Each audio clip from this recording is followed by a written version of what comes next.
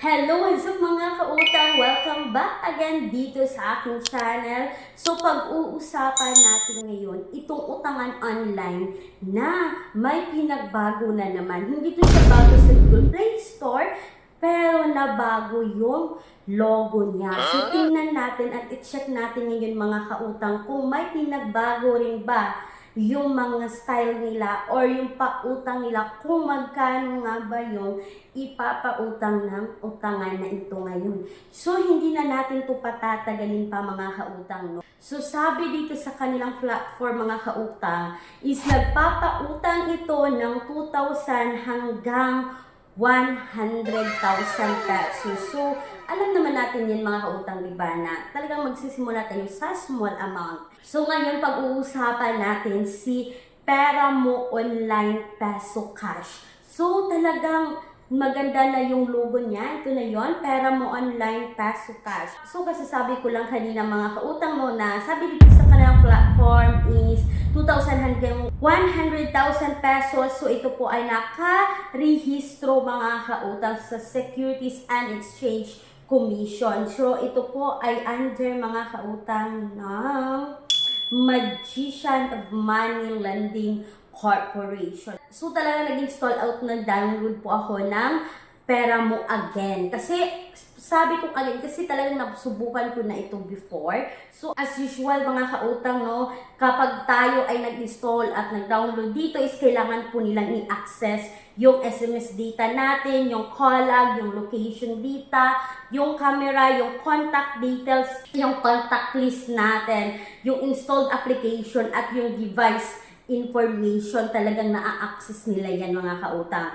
And then pagkatapos niyan, pagkatapos mo i-agree is ito yung bubungad, pera mo. So 10,000 yung loan offer dito at makikita mo sa baba 91 days hanggang 360 days. So yan yung alamin natin. And then kailangan natin maglagay dito ng ating mobile number kasi nga magsisend sila ng OTP code. At pagkatapos nyan mga kautang, so as you can see sa screen na naman, yung offer talaga sa akin is 3,500. So mga kautang, bagong-bago pa lang, no, makikita mo na agad yung loan offer pero hindi yung loan details. Kasi ang ibang utangan online na makikita nila talaga yung credit limit na ibinigay is at the end na ng application. So ito, 3,500 yung credit limit na binigay na nila. Then, kailangan natin maglagay dito ng identity information. So, kailangan agad natin mamili ng valid ID dito. Yung mga valid ID na pwede dito mga kautang, no, is passport, driver's license, UMID,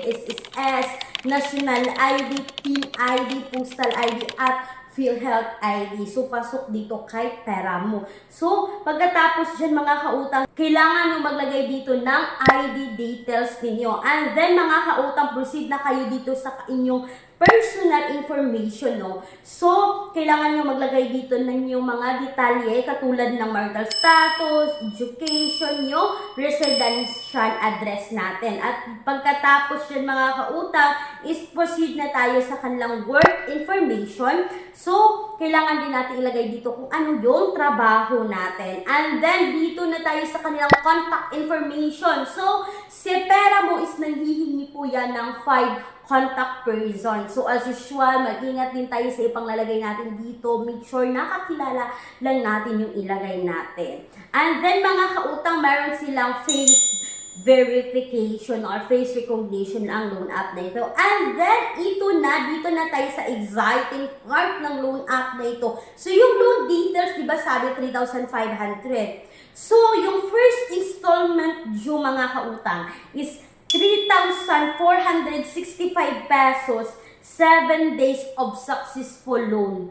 So, hindi siya 91 days, hindi siya 360 days, kundi 7 days lang ang loan app na ito. And take note mga kautang, makikita mo sa baba yung confirm loan. So, ito yung nangyari sa akin ha. Kasi hindi ko nakita yung buong details. Talagang ginet ko itong confirm loan. Talagang nag-click ako dito sa confirm loan na dapat hindi nyo subukan. Kasi dapat talagang panoorin nyo itong video na to. Talagang nanonood kayo ng mga review bago kayo umutang. Kasi ito na mga kautang, pagkatapos mong confirm loan is automatic mga kautang na ma-proceed yung loan mo na hindi mo pa makikita kung magkano yung loan details. So pagka-confirm mo ng loan, is dyan mo pa makikita yung loan details, which is na-proceed na yung loan. So bakit nasabi kong na-proceed na yung loan? Kasi sa baba dito, mga kautang, makikita niyo yung initiate loan, yung auditing, yung audit success, yung loaning, loan success, at pending repayment. So, may check na siya initiate loan. Pagkatapos ng initiate loan, mag-auditing na yan. Pagkatapos ng audit, loaning, loan success. So, papasok what if ma-approve kayo dito. So, papasok na agad. And guess what? Sa 3,500, yung marireceive nyo dito is 2,100. Kasi mga kautang, may total fee sila dito na 1,400. So, isipin nyo, ang tubo sa loob ng 7 days is 1,400. Kaya nga tayo nangungutang, di ba mga kautang? Kasi wala tayong perang ganito kalaki. So, saan naman tayo kukuha ng 1,400 within a week? So, yun po yung tunay na naging experience ko dito kay pera mo. So, talagang walang pinagbago si pera mo, mga kautang, no? Hindi siya installment, 7 days lang siya, sa 3,500, 2,1 lang yung ma-receive nyo dito, no? So, ang pinagbago lang niya is talagang yung kanyang logo. So, yun lang po, mga kautang, no? So, talagang napakalaki ng interest. So, kung naghahanap kayo, mga kautang, ng mga alternatives sa online loan app, kasi talagang tayo ay nanonood ng ganitong reviews, talagang naghahanap tayo ng mauutangan. So, huwag kayong mag-alala, no? Maglalagay po ako dyan sa pen comment ko or sa description box ng video na ito ng mga alternatives online loan app na subok na rin ng nakararami. At bago ko tapusin yung video na ito, mga kautang, gusto ko lang sabihin sa inyo na kung kayo po ay employed or self-employed at gusto nyo mag-apply sa bangko, mga kautang, is you can message me dito para sa karagdagang informasyon tungkol dito. Dahil they offer minimum of 20,000, maximum of 2 million pesos. And please note that, mga kautang, that all applications submitted is subject for bank approval. So that's all for today's video, mga kautang. This is Clarice, ang inyong number 1 palautang. Dahil utang is life. Bye-bye, mga kautang. Thank you for watching.